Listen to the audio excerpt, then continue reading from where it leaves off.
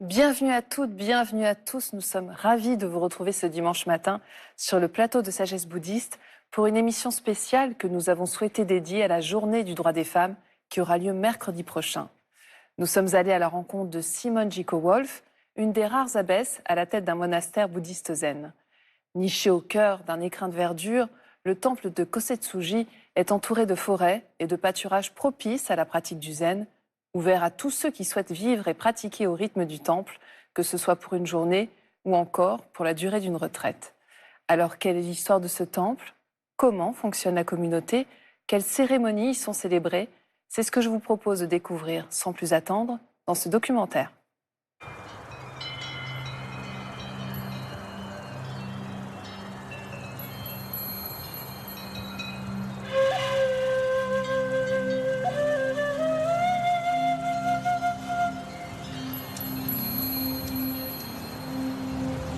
C'est ici, à quelques kilomètres à peine de la frontière française, que se trouve le temple de Kosetsuji. Ce nom, qui signifie à l'ombre de la montagne verte, le temple de la neige lumineuse, désigne le temple zen de l'école Soto, installé dès 2009 aux portes de la vallée de la Brévine.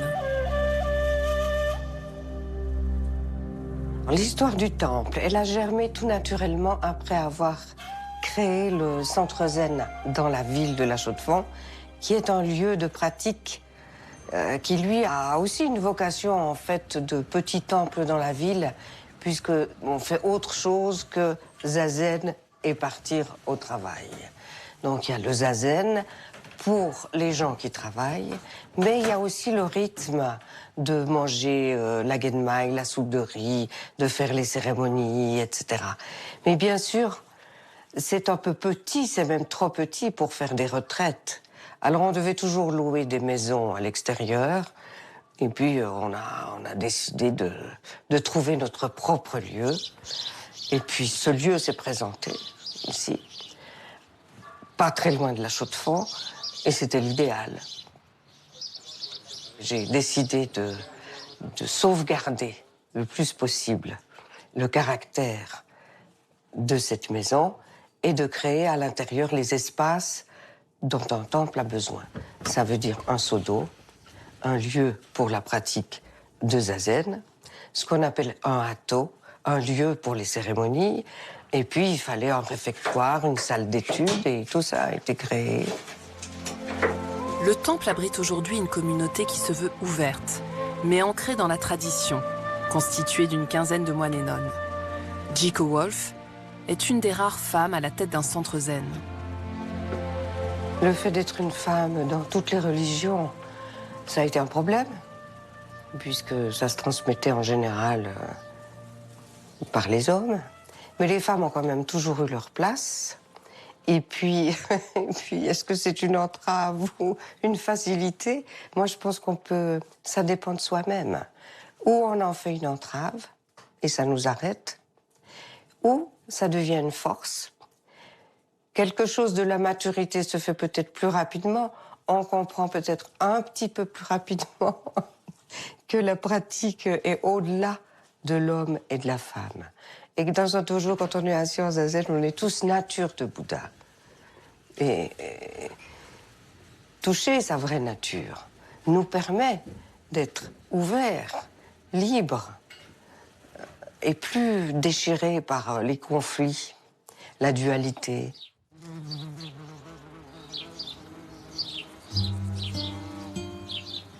Concernant les aménagements extérieurs, il faut savoir que ça a beaucoup évolué avec le temps pour arriver à ce que vous découvrez aujourd'hui. Entre autres, plusieurs lieux avec des fleurs, avec un jardin potager, beaucoup de roses, parce que Jiko Roshi aime beaucoup les roses, donc vous allez retrouver des roses à différents endroits.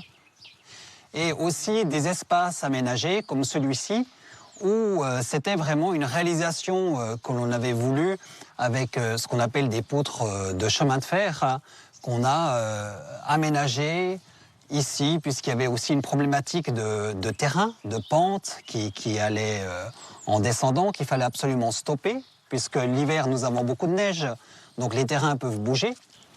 Donc c'est là qu'est venue l'idée de réaliser cet espace où on peut soit cultiver des fleurs, on pourrait aussi l'utiliser comme jardin potager, aujourd'hui beaucoup plus de fleurs.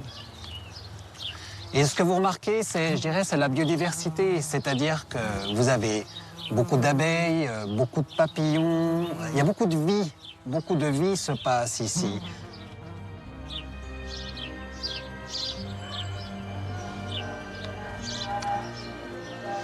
Donc on arrive justement dans un moment de cérémonie, c'est-à-dire que c'est la cérémonie où on fait l'offrande du riz.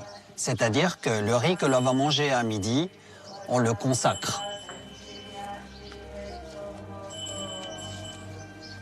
Un bâtiment très particulier, celui-ci, il faut savoir qu'il a été réalisé entièrement par la Sangha, par les moines et les nonnes, et il a été fait à l'ancienne. C'est-à-dire que même quand les charpentiers du coin sont venus visiter, ils étaient extrêmement surpris parce que quand on dit à l'ancienne, c'est qu'il n'y a ni clous ni vis. Toute la structure a été faite ce qu'on appelle en autoporteuse. C'est-à-dire que la faîtière, la poutre principale, à la fin quand on la pose, vient appuyer le tout et par son poids vient appuyer sur les sections, ce qui va faire tenir tous les murs. Alors, pour l'anecdote, quand on posait cette faîtière, on avait 2-3 charpentiers qui étaient là, qui étaient assez admiratifs de voir ce travail à l'ancienne. Nous voici arrivés à un nouveau lieu que l'on appelle la rivière de Pierre, qui, pour l'histoire, est constituée de galets.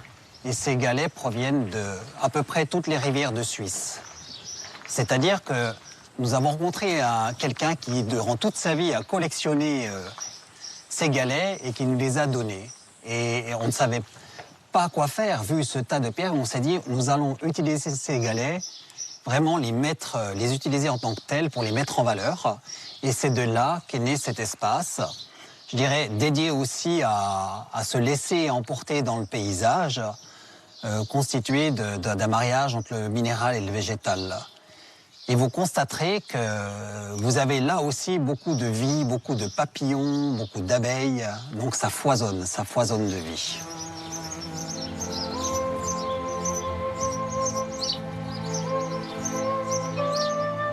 Et dans le temple, tout est organisé selon des règles bien précises.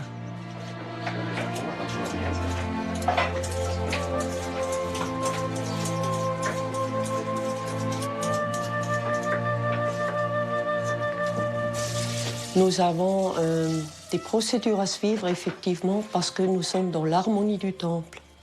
C'est-à-dire faire la cuisine, servir à manger, manger à table.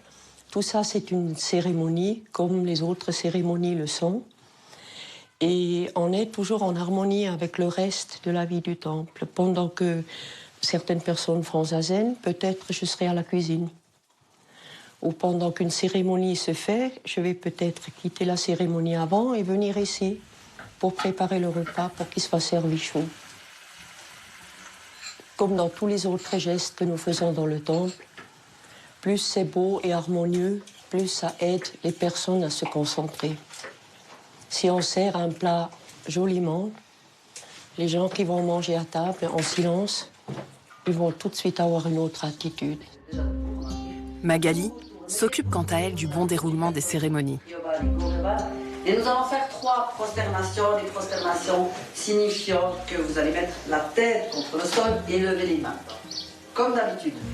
D'accord? Les autres personnes sur les bancs, vous pouvez juste mettre les mains en gâchot et vous incliner. Les rituels sont importants parce qu'ils nous permettent de continuer une tradition, de continuer ce qui a été mis en place avant. Donc on est obligé de ritualiser nos actions, nos gestes, et toujours aussi dans cette notion d'harmonie. Donc le rituel permet de garder ce lien avec la tradition et permet aussi de certifier notre appartenance à l'école Zen Soto.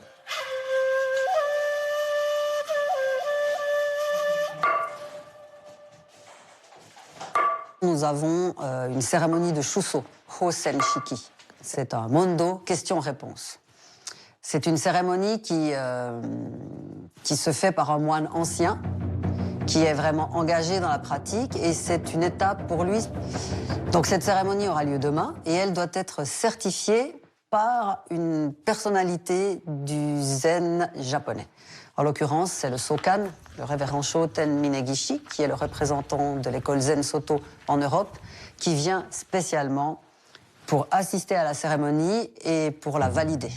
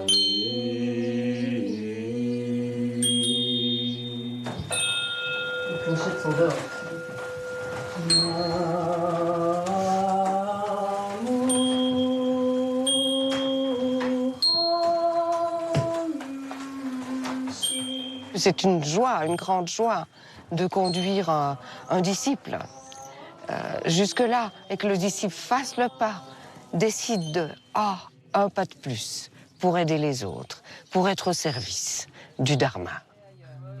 Un moment exceptionnel, immortalisé par la traditionnelle photo, en présence des grands représentants de la tradition Zen Soto, dans les jardins du temple.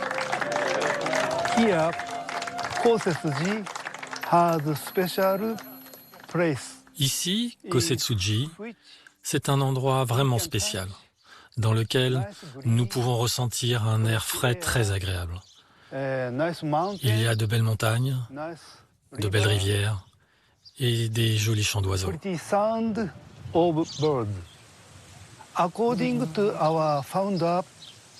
Selon le fondateur de notre école, Maître Dogen, c'est essentiel pour nous, disciples, de pratiquer en haute montagne, où nous sommes entourés de la verdure et de l'air frais.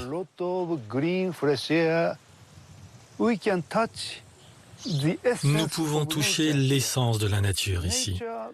La nature nous aide à pratiquer de manière authentique. Donc c'est une grande joie pour tout le monde d'avoir pu venir jusqu'ici.